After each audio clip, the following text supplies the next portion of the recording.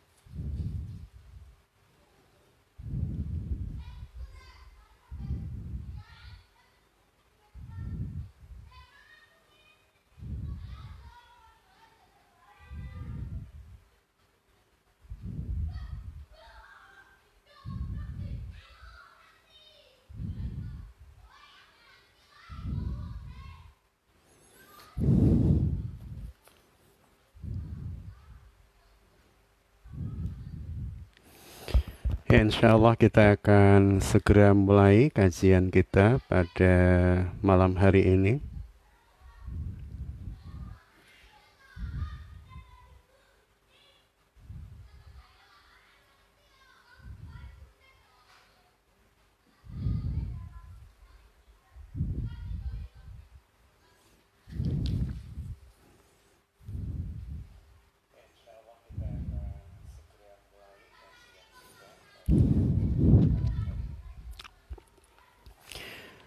Bismillahirrahmanirrahim. Assalamualaikum warahmatullahi wabarakatuh. Alhamdulillahilladzi arsala rasulahu bil huda wa dinil haq liyudhhirahu ala dini kulli wa kafa billahi syahida. Asyhadu an la ilaha illallah wa asyhadu anna Muhammadan abduhu wa rasuluhu la nabiyya ba'da. Allahumma salli ala sayyidina Muhammadin wa ala alihi wa sahbihi ajma'in, amma ba'd. Alhamdulillah, puji syukur kehadirat Allah, Al-Khaliq, Al-Musawwir, Al-Mudabbir, Al-Hakim, yang telah memberikan kepada kita kemudahan, keringanan untuk bisa bermuajahah via live streaming Facebook di malam hari ini. Sebagaimana di Sabtu malam minggu yang lalu, kita sudah berada di episode kesekian kalinya di Ngaleman ya, ngaji malam mingguan. Kiranya Allah menetapkan kebaikan, keberkahan buat kita semua untuk bisa kemudian setiap waktu, setiap saat bertaqarrub ilallah. Salawat salam semoga senantiasa teri'tiqad biqalbi wa qawlu bil lisan wal af'alu bil arkan ala rasulillahi sallallahu alaihi wa alihi wasallam. Ikhwan wa akhwati fillah rahimakumullah, Bapak Ibu yang dirahmati Allah, kiranya kita dalam keadaan ternaungi rahman rahim Allah untuk bisa istiqomah memilih jalan terbaik baik bagi kehidupan kita dan keluarga fid dunya hatal jannah insyaallah. Alhamdulillah hadir bersama kita Pak Rosyid ya. Alhamdulillah jazakumullah khair. Kemudian Bunda Prihatining Palestin di Ngadilue, kemudian gurunda kami Pak Mas Hari Krisna Edi juga bisa bergabung. Alhamdulillah jazakumullah khairan. Salam buat keluarga juga Pak Edi, kemudian Pak Tris ya, yang mungkin ada di puskesmas atau di rumah. Waalaikumsalam warahmatullahi wabarakatuh. Berkah buat panjenengan semua dan kiranya senantiasa ternaungi maghfirah Allah Subhanahu wa taala. Bapak Ibu, Bunda Ayah, rekan-rekan yang dirahmati Allah, hari ini sebagaimana yang sudah tersampaikan di flyer, maleman atau kajian malam mingguan kita akan mengkaji dan membahas beberapa hal yang berkaitan dengan upaya yang dilakukan oleh syaitan di dalam menjerumuskan manusia, di dalam menjegal manusia, ya, agar supaya mereka gagal menjadi khalifatu fil ard, khalifah fil ard, dan tentu pada ujungnya atau pada akhirnya syaitan berkehendak manusia akan menemani mereka di neraka. Dan ini adalah bagian dari cara mereka di atas bumi Allah untuk memperbanyak teman, ya, untuk memperbanyak teman, memperbanyak sahabat ketika mereka kelak diazab oleh Allah di akhirat. Dan salah satu metode yang mereka gunakan di dalam menggoda manusia, mereka menggunakan anak-anak kita, ya, buah hati kita sebagai alat agar supaya apa yang mereka harapkan benar-benar tercapai. Dan tentu ini sesuatu yang sangat membahayakan manakala kita tidak memahami dan mengetahui posisi anak sejatinya secara syariat bagi setiap orang tua. Baik, Bunda Ayah yang dirahmati Allah, saya akan mengawali bahasan kita di malam hari ini dari firman Allah yang termaktub di dalam Al-Quran surah At-Taubah. Jadi yang membawa Al-Quran bisa dibuka, yang bawa mushaf atau kemudian buka di handphone gitu ya, Pak Arif, alhamdulillah bisa bergabung juga. Sukses mulia selalu buat teman-teman di Al-Huda. Pak Suminto, alhamdulillah, ya, kiranya Allah memberkahi kita semua. Baik, Bunda Ayah, rekan-rekan yang dirahmati Allah, jadi kita akan buka bahasan kita malam hari ini dengan firman Allah yang termaktub di dalam Al-Quran di surah At-Taubah di ayat ke-24. Ini ayat yang sangat indah dari Allah untuk memberikan penyadaran kepada manusia bagaimana kemudian mendudukkan segala sesuatu secara tepat dan proporsional, ya, termasuk kemudian anak-anak kita. Allah Subhanahu wa taala berfirman, ya, A'udzubillahi minasyaitonirrajim. Qul in kana aba'ukum wa abna'ukum wa ikhwanukum wa azwajukum wa ashiratukum wa alu iqtaraftumuha wa tijaratun tahshawna kasadaha wa masakinu taradhawnaha ahabba ilaikum minallahi wa rasuli. Ini pertanyaan Allah kepada kita semua, dan coba Bunda Ayah, rekan-rekan, kemudian kita memposisikan kita dalam seruan ayat Allah Subhanahu wa taala tersebut. Jadi kita coba untuk memposisikan, alhamdulillah Ustadz Ahmad Fauzi juga bisa bergabung, diri kita dalam seruan Allah Subhanahu wa taala tersebut, objek seruan ayat-ayat di dalam Al-Qur'anul Karim. Jadi dalam ayat ini Allah Subhanahu wa taala memanggil hati kita, fitrah kita, apakah masih peka ataukah kemudian tingkat kepekaan itu sudah berkurang dengan kalimat qul, katakan. In kana aba'ukum wa abna'ukum, jika bapak-bapak kalian, wa abna'ukum, dan anak-anak kalian. Nah, ini sudah mulai memasuki inti dari materi kita, bahasannya tentang buah hati. Bagaimana kemudian syaitan menggunakan buah hati atau anak-anak kita sebagai senjata untuk menggelincirkan setiap muslim dan mukmin. Wa ikhwanukum, ya, dan saudara-saudara kalian, wa azwajukum, dan pasangan-pasangan kalian. Bagi seorang istri berarti suami, sebaliknya bagi seorang suami berarti istri mereka. Kemudian harta-harta perniagaan yang kalian khawatirkan kerugiannya, ini sifat dasar manusia.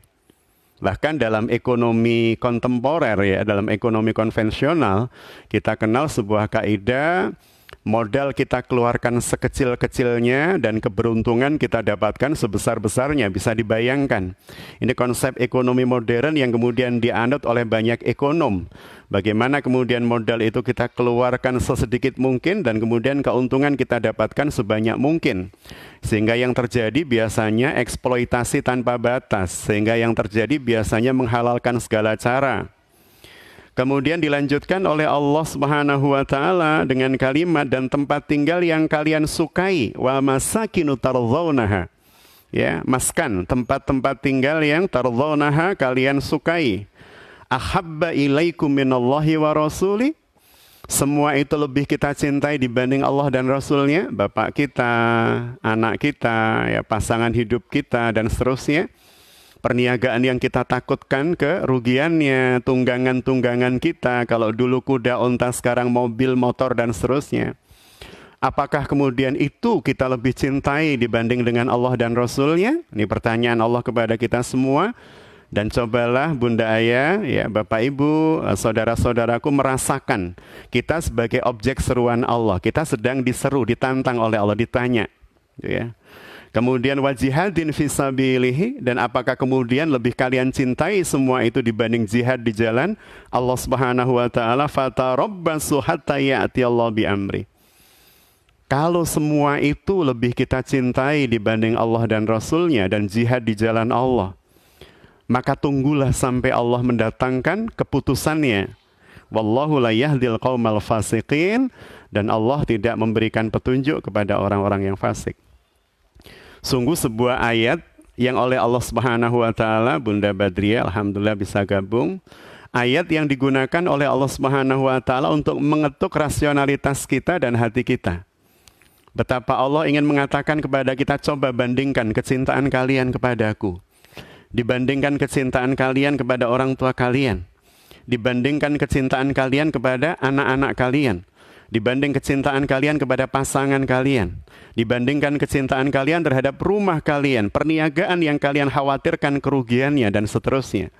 Jika semua itu kalian lebih cintai dibanding aku dan Rasul, lebih kita cintai dibanding perintah Allah dan Rasul, Al-Quran dan Sunnah, lebih kita cintai dibanding berjuang di jalan Allah melalui harta, raga, dan ruh kita, nyawa kita, fatarabbasu hatta ta'tiyahumullah, dan maka atau tunggulah itu ya, hatta ya'tiyallahu bi amri, maka tunggulah sampai datang keputusan Allah Subhanahu wa taala. Wallahu la yahdil qaumal fasiqin, dan Allah sesungguhnya tidak akan pernah memberikan petunjuk kepada hamba-hambanya yang fasik. Ini ayat pertama yang kemudian bisa kita gunakan sebagai spirit untuk kemudian bisa menata perasaan cinta. Jadi ini berkaitan dengan marhalah cinta. Bagaimana tahapan cinta diajarkan oleh Allah bagi kita seorang muslim, seorang mukmin. Di mana letak cinta kepada Allah dan Rasul-Nya diletakkan, ditata. Di posisi tubuh yang mana? Di otak? Di tubuh ini atau kemudian di hati kita? Ya, ini ayat yang pertama. Yang kedua, Bunda Ayah yang dirahmati Allah, kita akan mulai masuk dalam inti materi, mengerucut pada inti materi. Hari ini kita berbicara bagaimana kemudian syaitan itu bisa menjadikan buah hati atau anak-anak kita sebagai senjata untuk menggelincirkan kita. Kita paham dan kita tahu Allah Subhanahu wa taala di dalam Al-Qur'anul Karim itu memposisikan anak dalam banyak posisi, banyak kedudukan bagi orang tuanya. Yang pertama, misalnya kita bisa melihat di dalam Al-Quran di surah ke-25, ya, surah 25 itu surah Furqan. Di ayat ke-74. Di ayat ke-74, ya. Di ayat ini Allah Subhanahu wa taala memberikan penegasan kepada kita. Salah satu posisi anak bagi orang tuanya adalah sebagai qurrata a'yun, penyejuk pandangan mata dan penentram hati. Jadi betapa inginnya, saya yakin betapa berharapnya kita semua, Bunda Ayah, subhanallah, ini gurunda kami, ya, semoga bisa mengoreksi manakala ada khilaf salah dalam penyampaian Ustadz Rifki Jafar, alhamdulillah. Bunda Hida Asnawi juga bergabung. Jadi yang pertama, bagaimana kemudian Allah Subhanahu wa taala memposisikan buah hati itu sebagai penyejuk mata dan penentram hati. Beberapa jam yang lalu, betapa saya sangat merasakan ayat ini, ya, disuguhkan oleh Allah di hadapan saya. Jadi sekitar jam 4 ya, sekitar jam 4 tadi putri kami yang sulung, yang kebetulan karena kuliahnya juga mengalami proses daring atau online, tidak langsung bisa tatap muka atau offline, diumumkan oleh pihak universitas ya untuk semester 7 baru bisa kuliah offline kira-kira di bulan Desember. Sehingga menunggu bulan Desember, ya Ananda berada di rumah bersama adik-adiknya.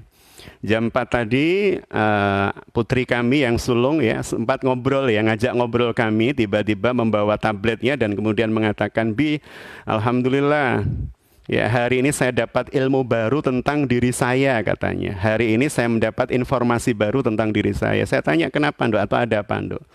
Karena barusan dia mengikuti workshop ya daring atau online dan kebetulan menjadi MC di sana. Menyampaikan bagaimana seorang profesor psikologi menjelaskan tentang karakter-karakter manusia.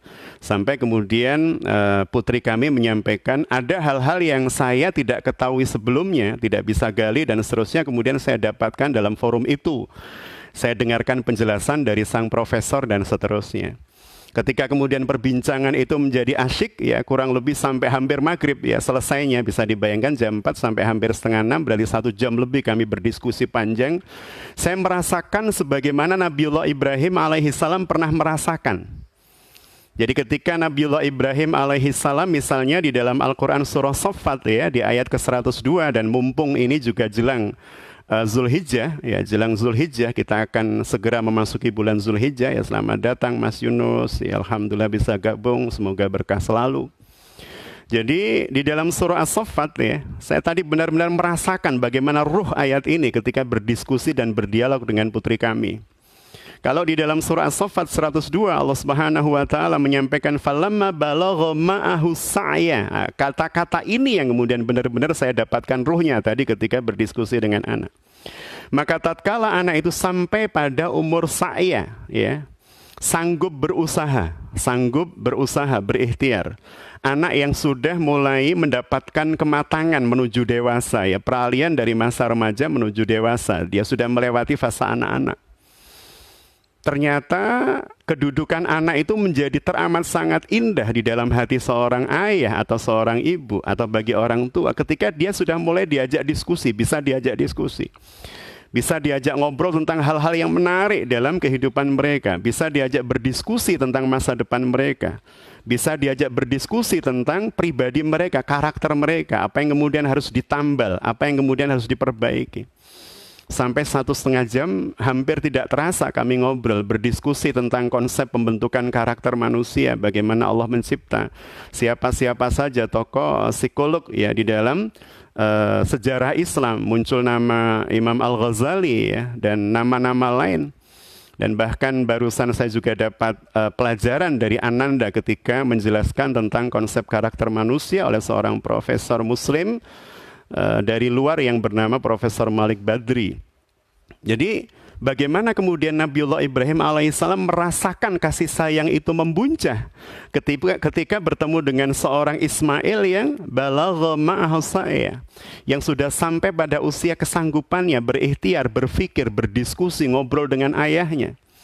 Sehingga tingkat kecintaan kita bertambah-tambah, dan di titik seperti itu kemudian beliau mengatakan kepada sang putra, ya bunaya, wahai putraku, ini sesungguhnya aku ara, melihat fil manami, di dalam tidurku, ani sesungguhnya aku adbahuka, diperintahkan untuk menyembelihmu.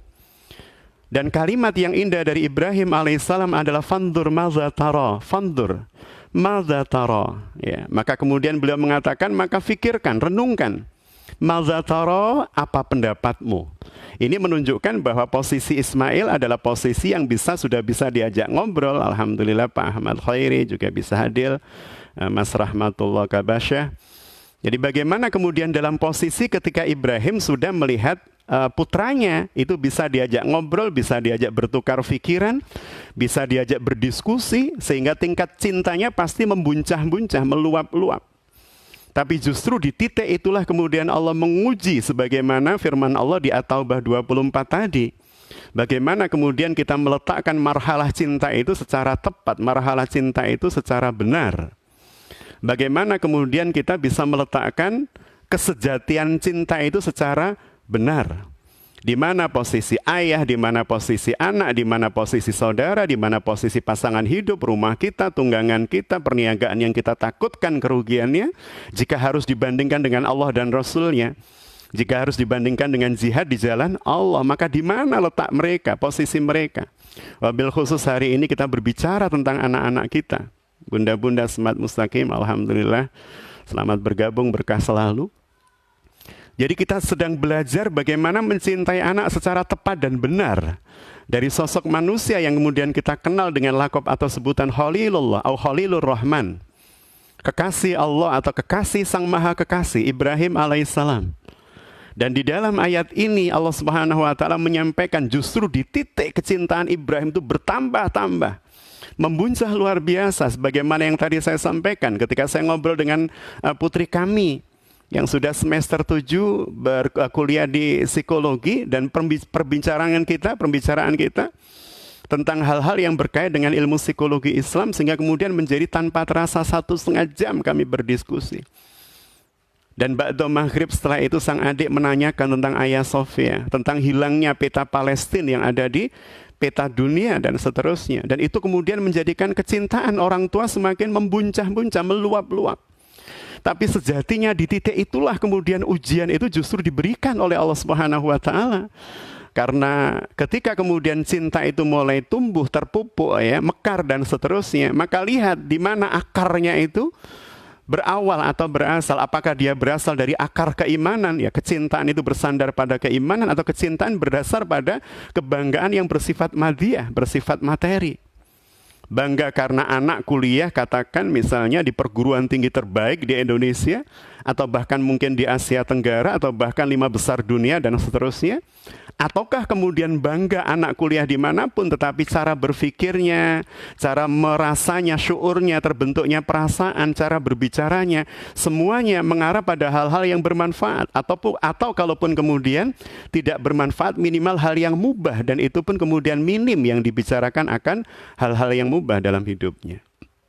Jadi yang pertama, bagaimana Allah Subhanahu wa taala menjelaskan kepada kita tentang meletakkan posisi anak, bahwa anak itu secara fitrah adalah penyejuk mata, harapan kita, penentram hati, harapan kita, sebagaimana doa yang senantiasa kita lafaz. Saya yakin setiap bunda atau ayah yang bergabung di majelis kita malam hari ini, itu pasti tidak akan menyia-nyiakan lisan kita, yang ini pemberian Allah, yang ini anugerah Allah, untuk kemudian memohon kepada zat yang memberikan lidah pada kita atau mengamanahkan lidah ini dengan kalimat Rabbana hablana min azwajina wa dzurriyyatina qurrata a'yun waj'alna lil muttaqina imama.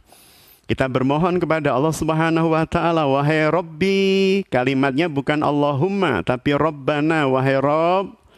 Alhamdulillah Serang ya, dari Banten, kakanda kami Mbak Alfiah Hasanah juga bergabung. Mohon doa buat dari Mbak kami. Jadi bagaimana kemudian Allah mengajarkan kita sebuah doa yang teramat sangat indah, yang terawali dengan kalimat Rabbun, yang memiliki makna memiliki makna mustarak, satu kata yang memiliki banyak arti atau banyak makna. Wahai zat yang maha melindungi, memberi, membimbing, meminta pertanggungjawaban, mengawasi, itu semua masuk dalam kata Rabbun. Dan kita meminta kepada Allah, wahai Rabb, wahai zat yang maha mengawasi kami, melindungi kami, menjaga kami, menentramkan hati kami. Hablana min azwajina wa dzurriyyatina, anugerahkan kepada kami pasangan hidup, istri atau suami. Dan kemudian anak-anak yang senantiasa menjadi penyejuk pandangan mata dan penentram hati, dalam kurungnya penentram hati, bukan hanya menjadi penyejuk mata dari sisi zahir.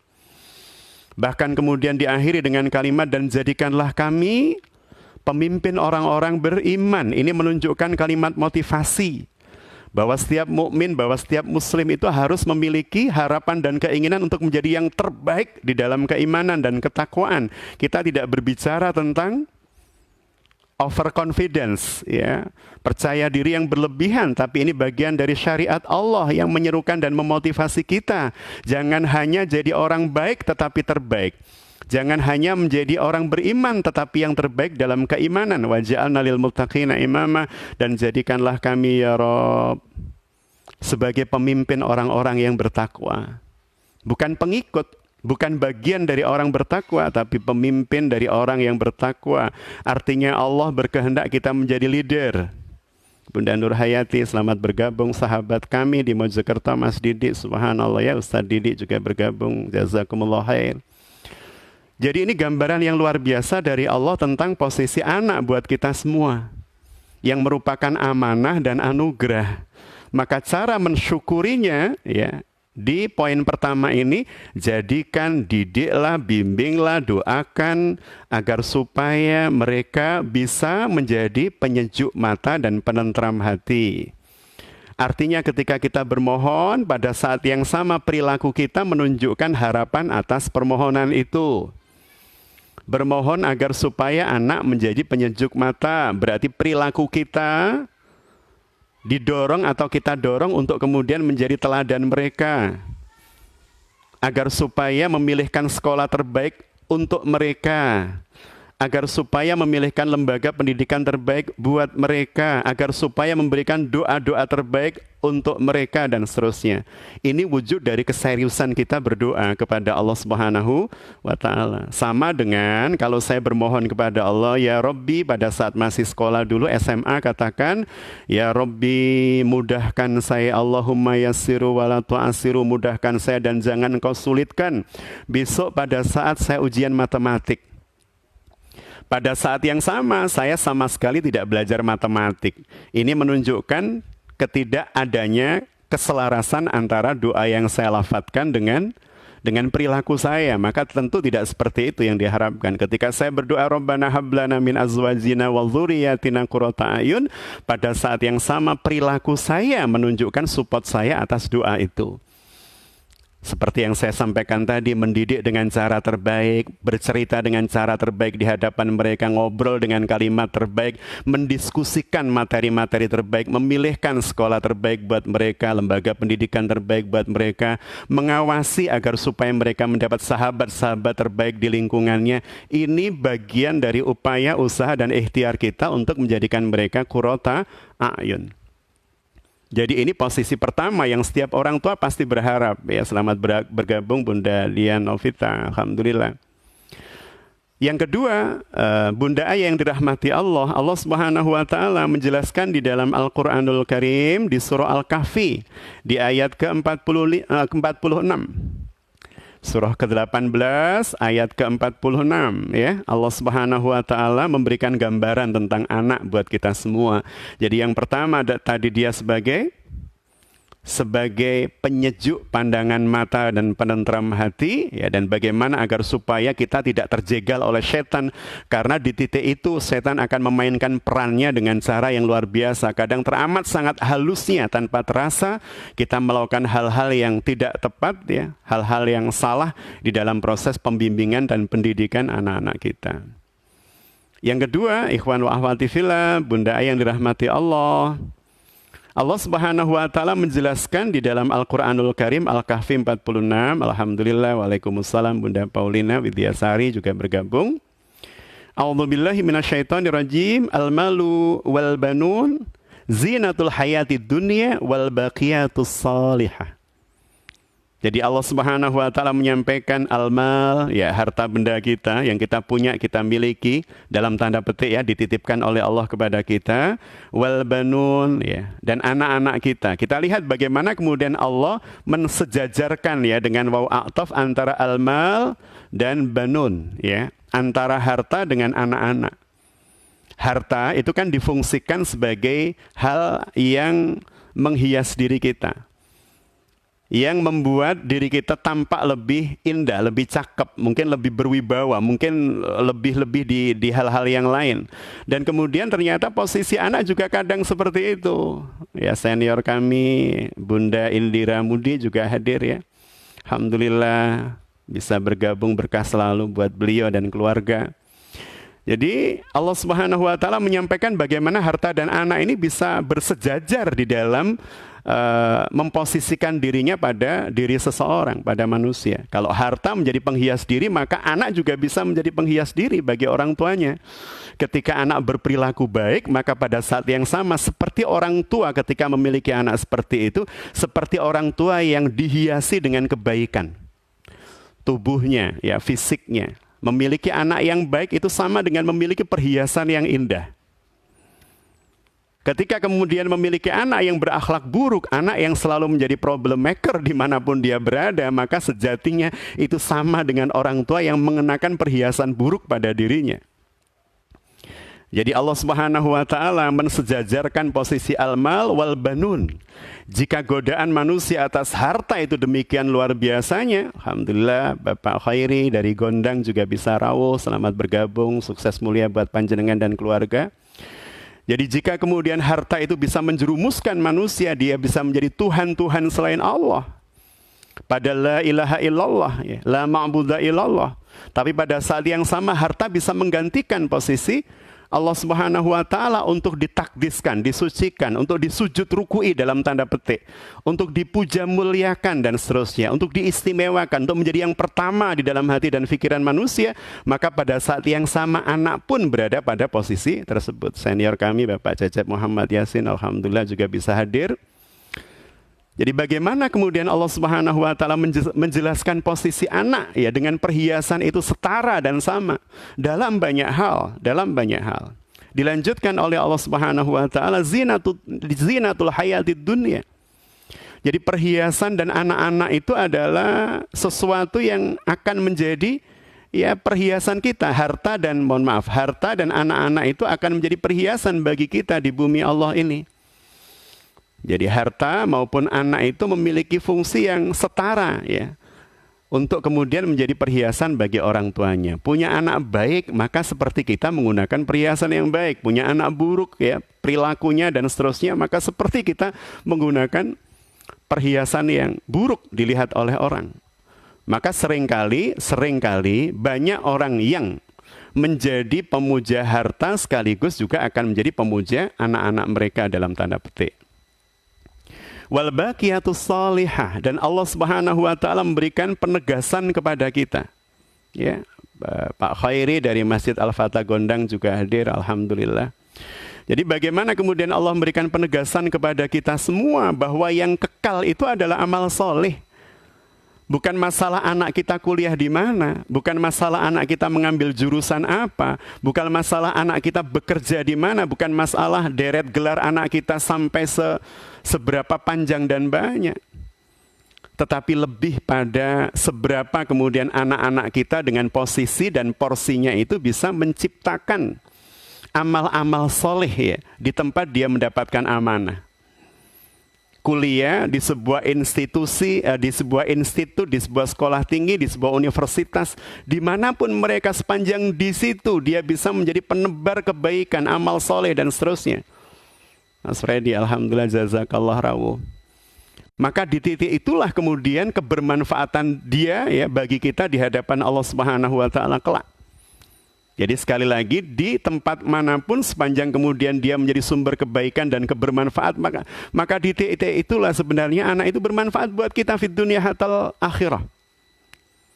Sebaliknya dimanapun dia berada, kok kemudian dia menjadi problem maker, kok kemudian dia justru menjadi muskilah buat orang lain, buat lingkungannya dan seterusnya, maka pada titik itulah sejatinya dia akan menjadi penggugat orang tuanya kelak di persidangan mahsyar. Dan tentu ini sangat menyakitkan bagi setiap orang tua jika kemudian yang menggugat adalah anak-anaknya atau buah hatinya. Maka sekali lagi bunda yang dirahmati Allah, wajib bagi kita untuk kemudian sangat waspada jika kemudian setan menjadikan manusia banyak tergelincir oleh harta. Bahkan orang berilmu pun bisa tergelincir oleh harta. Bahkan orang yang sudah dianggap mapan ya, secara pemahaman, keilmuan, keagamaan, mungkin orang melihat bahkan tingkat spiritualitasnya tinggi, itu bisa tergelincir oleh harta, oleh pangkat, oleh jabatan. Ya kalau dalam istilah sahabat kami, gurunda kami Ustadz Jamil Az-Zaini menjelaskan tergelincir oleh 4 ta. Ada harta, ada tahta, ada kata, ada cinta. Dengan harta kemudian setan menggoda kita. Dengan pangkat jabatan setan menggoda kita. Untuk kemudian bisa menghalalkan segala cara. Agar supaya kemudian apa yang sudah kita dapat, kita miliki dan kita kuasai. Kemudian secara permanen dalam tanda petik kita merasa terus menguasainya. Sehingga kemudian menghalalkan segala cara. Demikian pula dengan kata yang identifikasinya adalah ilmu, kemudian cinta, ingin dicintai oleh banyak orang, kemudian menghalalkan segala cara. Maka ini kemudian menjadi senjata-senjata yang digunakan oleh setan untuk menggelincirkan setiap manusia dari jalan Allah Subhanahu wa taala. Mencintai anak adalah bagian dari fitrah, tetapi tidak semua cinta berada pada posisi yang tepat dan benar. Tidak semua dosis cinta itu bisa diberikan kepada anak.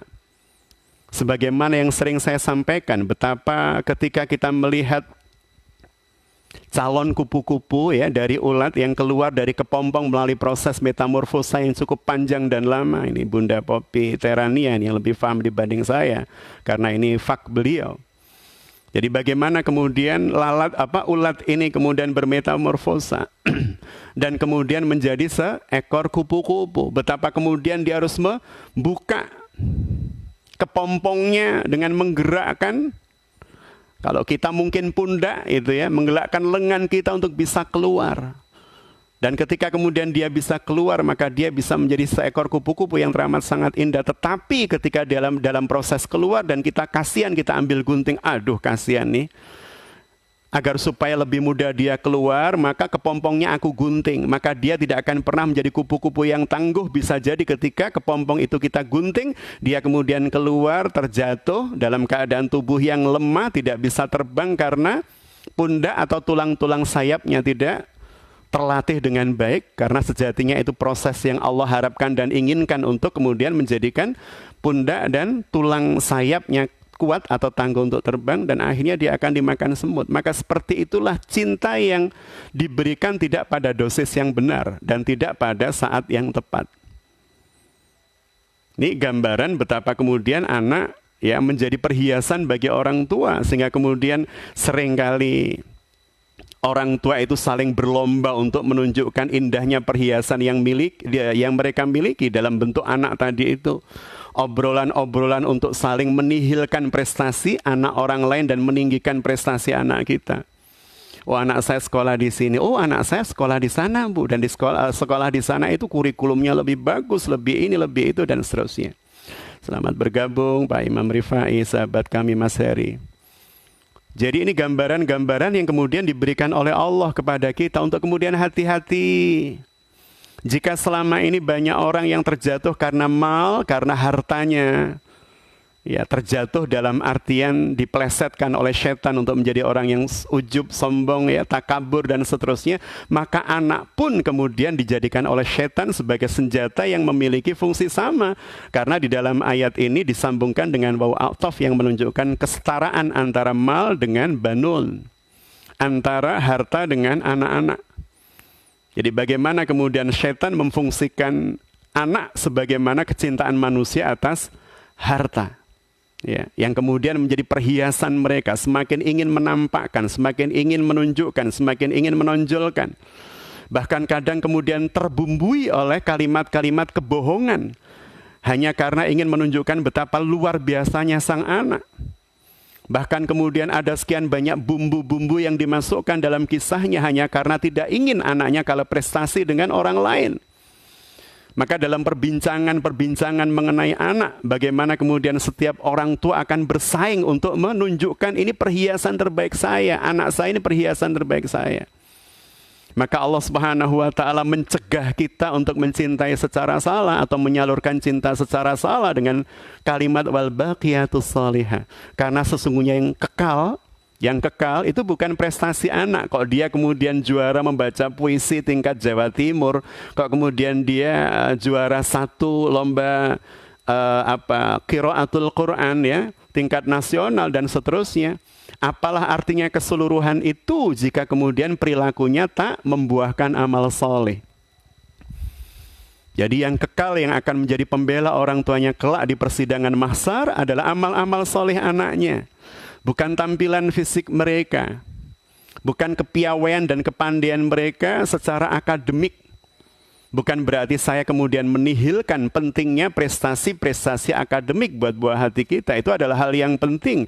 Tapi yang jauh lebih penting dibanding itu semua adalah kedekatannya kepada Allah Subhanahu wa Ta'ala.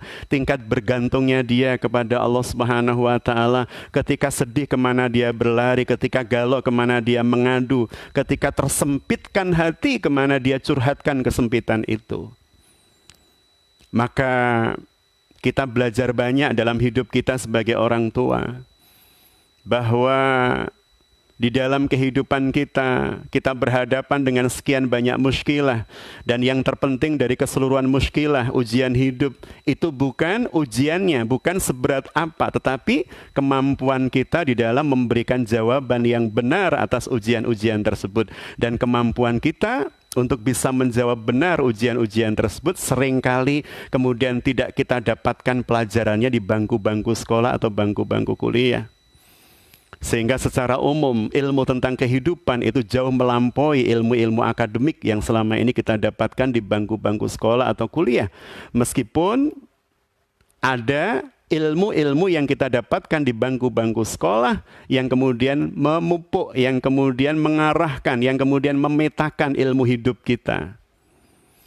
Bunda Ayah dan rekan-rekan yang dirahmati Allah, atau di dalam Al-Quran surah ketiga, suratul Imran ya, surah Ali Imran. Jadi surah yang berbicara tentang keluarga yang teramat sangat indah kehidupannya. Maka berbicara tentang anak, sejatinya kita sedang dihadapkan oleh Allah Subhanahu wa taala dengan Al-Qur'anul Karim pada bagian-bagian ayat dan surat yang mengkisahkan tentang keluarga-keluarga luar biasa. Di Ali Imran ayat ke-14 Allah Subhanahu wa taala menyampaikan, dijadikan indah pada pandangan manusia, indah pada pandangan manusia. Kecintaan kepada apa-apa yang diingini, yakni para wanita bagi laki-laki, anak-anak, harta yang banyak ya dari jenis logam-logam mulia, kuda pilihan kalau sekarang mungkin tunggangan-tunggangan kita, kendaraan-kendaraan kita, binatang-binatang ternak ya, peliharaan kita. Hari ini peliharaan bukan hanya kita berbicara lembu, berbicara domba, berbicara bebek atau ayam. Bahkan kemudian hari ini kicauan burung bisa menjadikan berharga puluhan juta. Warna ikan yang sangat indah ya, dengan gradasi warna yang menyejukkan pandangan juga bisa menghasilkan puluhan juta rupiah dari bahkan seekor ikan ketika menang dalam sebuah kontes dan seterusnya. Sawah ladang yang kalian miliki, sawah ladang mungkin hari ini jika kita tak punya sawah, kita punya investasi di berbagai tempat, perusahaan dan seterusnya. Itulah kesenangan kehidupan di dunia, dan di sisi Allah lah tempat kembali terbaik buat setiap manusia, buat setiap kita. Jadi sekali lagi ketika Allah menjelaskan perhiasan-perhiasan dunia, kemudian melibatkan di dalam jenis perhiasan dunia itu adalah anak, Allah selalu mengakhiri dengan kalimat bahwa yang menjadikan mereka itu indah, benar-benar indah sejati ya, sejatinya indah, benar itu ya. Itu bukan tampilan fisik ya, bukan tampilan ragawi, tetapi kemudian kebaikan-kebaikan dan amal-amal soleh yang mereka lakukan. Maka bunda ayah yang dirahmati Allah, sekali lagi masalahnya bukan di mana anak kita sekolah, dia sedang bekerja di tempat apa, seberapa banyak gelar yang dia punya, seberapa tinggi kecerdasan intelektualnya dan seterusnya, tetapi seberapa banyak ketika dia dimanapun ya, ditempatkan dimanapun, dia bisa menjadi sumber kebaikan dan kebermanfaatan buat lingkungan. Maka di titik itulah dia akan bermanfaat buat kita fid dunya hatal jannah, fid dunya hatal akhirah. Dilihat menyejukkan pandangan, dirasakan menenteramkan hati. Dan semoga kita memiliki putra-putri yang seperti itu. Bunda yang dirahmati Allah yang ketiga, Allah Subhanahu wa taala menyampaikan di dalam surah At-Taghabun ya, surah ke-64. Ayat ke-15 tentang kedudukan anak. Yang oleh Allah Subhanahu wa taala kita diingatkan, ini sebuah peringatan keras buat saya dan seluruh kaum muslimin, buat kita semua. Bahwa di samping anak sebagai perhiasan, penyejuk mata, penentam hati itu ya, anak juga bisa dan sangat bisa menjadi fitnah ya, atau ujian bagi setiap orang tua. Anak itu ujian. Bahwa dia bisa menjadi sumber kenikmatan fid dunya hatal akhirah, maka pada saat yang sama dia juga bisa menjadi paradok dari kalimat itu, berarti penyusah kita, penyempit hati kita, penggalau kita, pengkhawatir hati kita dan seterusnya, penyempit pikiran kita dan seterusnya, serta penggugat paling kuat di hadapan Allah di persidangan mahsyar atas orang tuanya. Di saat itulah maka anak benar-benar menjadi fitnah bagi orang tuanya. Maka Allah Subhanahu wa taala dalam At-Taghabun menyampaikan, a'udzubillahi minasyaitonirrajim, innama amwalukum wa auladukum fitnah. Wallahu indahu ajrun azim. Dari ayat ini Allah Subhanahu wa taala menyampaikan sesungguhnya amwalukum, harta-harta kalian, wa auladukum, dan anak-anak kalian. Fitnah, semua itu bisa menjadi fitnah, ujian bagi kita, ujian yang tidak ringan.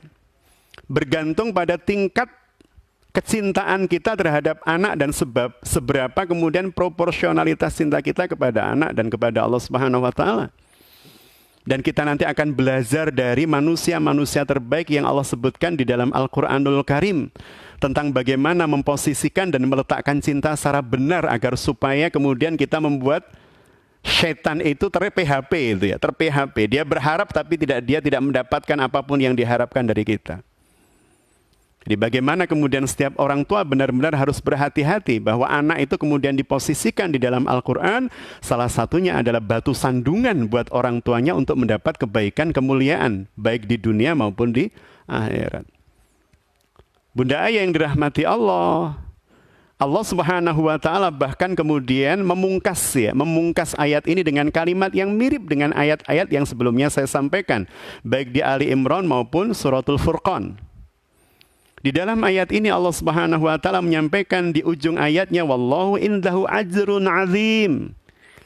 Dan di sisi Allah lah ajrun azim, balasan yang teragung, terbaik, terindah. Hanya yang bisa dibawa di sisi Allah, kebaikan yang kemudian bisa dibawa di sisi Allah di akhirat. Itu yang kemudian bisa menjadikan orang tua tertentramkan, tertenangkan. Maka Bunda Ayah yang dirahmati Allah, sekali lagi wajib bagi kita untuk kemudian curiga terhadap diri kita. Curiga terhadap diri kita. Jangan-jangan cinta kita terhadap anak ini cinta yang salah. Jadi mencurigai diri sendiri itu kan sesuatu yang boleh. Bahkan kemudian menjadi wasilah untuk proses muhasabah diri. Jangan-jangan cinta saya terhadap anak ini cinta yang salah. Jangan-jangan ketika saya bilang ketika bekerja ini saya bekerja untuk anak dan istri saya. Jangan-jangan bukan untuk anak dan istri saya, tapi untuk memenuhi egoisme kita, untuk memenuhi sesuatu yang salah pada diri kita ketika kita berbicara tentang kecintaan terhadap dunia, kekuasaan, dan harta. Sejatinya itulah yang kemudian kita kejar. Karena kalau kemudian kecintaan kita terhadap anak itu adalah cinta sejati, cinta hakiki, maka yang terpenting bagi kita mengarahkan anak adalah nak menjadi apapun, nak diposisikan dimanapun. Yang terpenting bagimu terus bergantung pada Allah, terus membangun koneksitas dengan Allah, jangan pernah lupakan Allah, terus dalam tanda petik bawa Allah kemanapun dan dimanapun. Nak. Bunda yang dirahmati Allah, dan yang berikutnya, yang keempat, bagaimana kemudian Allah Subhanahu wa taala menjelaskan kepada kita untuk kemudian sangat berhati-hati agar kemudian anak-anak kita tidak terposisikan sebagai ujian yang kemudian menjadikan orang tuanya kelak akan menyesal sepanjang hidup panjangnya di akhirat. Allah menyampaikan di dalam Al-Qur'an surah Al-Mumtahanah di ayat ketiga. Ya, surah Al-Mumtahanah di ayat ketiga. Karib kerabat dan anak-anak kalian ya tidak bermanfaat bagimu pada hari kiamat. Coba bayangkan, ini kalimat yang sudah notok puncak dari Allah. Kaum kerabat kalian, anak-anak kalian itu tidak akan pernah bisa memberikan manfaat kepada kalian di hari kiamat. Jadi masalahnya bukan punya anak atau tidak, punya karib kerabat atau tidak. Karena yang bisa memberikan manfaat di akhirat itu bukan anaknya, bukan karib kerabatnya, tetapi konten yang ada dalam diri, pikiran, dan hati anak.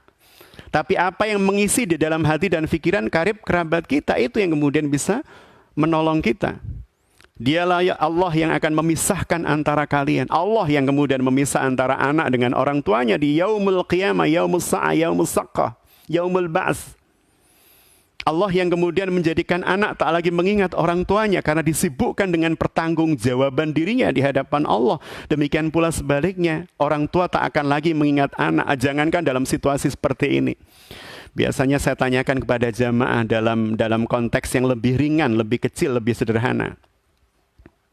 Bunda-bunda, kalau bunda ketemu di masjid, di jalan raya, di mal, dan seterusnya, di pasar, bertemu dengan sahabat yang sudah 25 tahun tidak ketemu, waktu itu kita bawa anak kita yang masih kecil, balita. Ketemu sahabat kita yang puluhan tahun tidak ketemu, dia sahabat kita, sahabat karib kita, satu bangku, sering pulang pergi sekolah bersama. maka yang terjadi pasti jabat tangan, cipika-cipiki, saling menceritakan kisah-kisah indah di masa sekolah dan seterusnya. Sampai bisa jadi setelah bercerita dengan sahabat kita 2-3 menit baru ingat, astagfirullah, lah anak saya tadi mana? Bayangkan, hanya dalam hal yang sesederhana itu kita bisa melupakan anak. Ngobrol saking asiknya, lu anak saya tadi mana? Apalagi di yaumus saqqa, yaumus sa'ah, di yaumul ba'as, di hari kiamat. Hari pembalasan. Yang setiap manusia akan bertanggung jawab di hadapan Allah Subhanahu wa ta'ala. Maka bisa dipastikan antara anak dengan orang tua tidak lagi kemudian saling terpaut pikirannya, melainkan mereka akan berpikir tentang dirinya sendiri. Bagaimana pertanggungjawaban saya di hadapan Allah Subhanahu wa ta'ala, di hadapan Zat yang Maha Tahu detail kehidupan saya, perilaku saya, baik yang saya tutup-tutupi maupun yang terbuka bisa dilihat oleh manusia waktu itu, semua terekam jelas. Maka betapa hari itu dengan perasaan khawatir dan takut kita, kegalauan kita yang berlipat-lipat akan menjadikan kita tidak lagi ingat siapapun termasuk orang tua kita, termasuk anak-anak kita. Bunda yang dirahmati Allah, maka mari kita belajar dari sebaik-baik hamba yang Allah mencontohkan di dalam Al-Quran. Meskipun waktunya sangat sulit untuk kemudian bisa mencapai keseluruhan penjelasan, mungkin secara sangat dangkal, tapi semoga bermanfaat. Alhamdulillah Ustadz Mustaqim juga bergabung. Semoga berkah selalu. Jadi di dalam Al-Quran di surah Ali Imran ayat 33, Allah Subhanahu wa ta'ala memberikan penjelasan kepada kita tentang pribadi-pribadi luar biasa ini. Dengan kalimat A'udzubillahi minasyaitonirrajim, innallaha astafa. Jadi sesungguhnya Allah telah memilih, ya, innallaha istafa. Allah telah memilih. Siapa yang dipilih oleh Allah? Adam wa Nuh, Adam dan Nuh, kemudian wa ali Ibrahim wa ali Imran alal alamin. Kemudian keluarga Ibrahim dan keluarga Imran atas seluruh alam. Jadi Allah Subhanahu wa ta'ala menyebutkan 4 nama di sini. Yang pertama Allah menyebutkan nama Adam. Disebut pertama karena beliau adalah Abul Basar, ya, bapak seluruh manusia, yang kita semua dirujukkan kepada beliau alaihi salam. Kemudian yang kedua wa Nuhan, dan Nuh. Kenapa kemudian muncul Nabi Nuh bukan Nabiullah Idris alaihi salam? Karena kita tahu generasi Adam alaihi salam ini sempat lenyap di masa banjir bandang Nuh. Sehingga kemudian kita semua adalah keturunan, ya. Manusia hari ini secara umum menurut para mu'arrikh adalah keturunan di antara 3 anak Nuh yang ada dalam Bahtera. Ada Sam, ada Ham, ada Yafid. Bisa jadi kita yang ada di Indonesia ini adalah bagian keturunan dari Ham atau Sam atau Yafid. Ya, maka Nuh biasa disebut sebagai Abul Basar Ats-Tsani, bapak manusia yang kedua setelah Adam. Ya, karena kita sempat kehilangan nasab pasca Nabi Adam setelah adanya banjir bandang Nuh yang menghantam seluruh kawasan. Yang tersisa hanya yang ada dalam Bahtera, maka dari situlah kemudian manusia beranak pinak. Wabil khusus dari 3 putra Nuh, yakni Sam, Ham, dan Yafid. Kemudian yang ketiga, Allah tidak menyebut lagi nama, tapi Allah menyebut nama beserta keluarganya. Allah menyampaikan nama beserta keluarganya. Keluarga Ibrahim dan keluarga Imran. Maka kita belajar dari ayat Allah yang teramat sangat mulia ini, jika individu kalian bisa melihat Adam dan Nuh. Tapi jika menata keluarga, jika mendidik anak, jika mengarahkan mereka, jika memenuhi kehidupan mereka dengan doa-doa terindah dan terbaik, maka lihatlah 2 manusia ini. Yang pertama adalah Ibrahim dan yang kedua adalah Imran. Bahkan secara khusus Allah Subhanahu wa ta'ala mengkisahkan Imran bersama keluarganya dengan surah yang dinamakan atas keluarga mereka, yakni Ali Imran. Keluarga Imran, keluarga luar biasa yang kalau kemudian kita tarik garis ke atas Imran, ya, Imran yang dimaksud di sini para ulama sepakat, para mu'arikh sepakat bahwa ini bukan Imran ayah Musa, ya, Musa bin Imran. Tapi ini ada Imran yang merupakan keturunan dari Ma'san, yang kalau kemudian ditarik garis ke atas sampai kemudian Nabiullah Sulaiman alaihissalam bin Daud. Jadi keturunan dari Nabiullah Daud alaihissalam. Muncul kemudian Imran, yang kalau kemudian ditarik ke atas lagi sampai kemudian Nabiullah Ibrahim alaihissalam yang menghadirkan atau dihadirkan dari Ishak.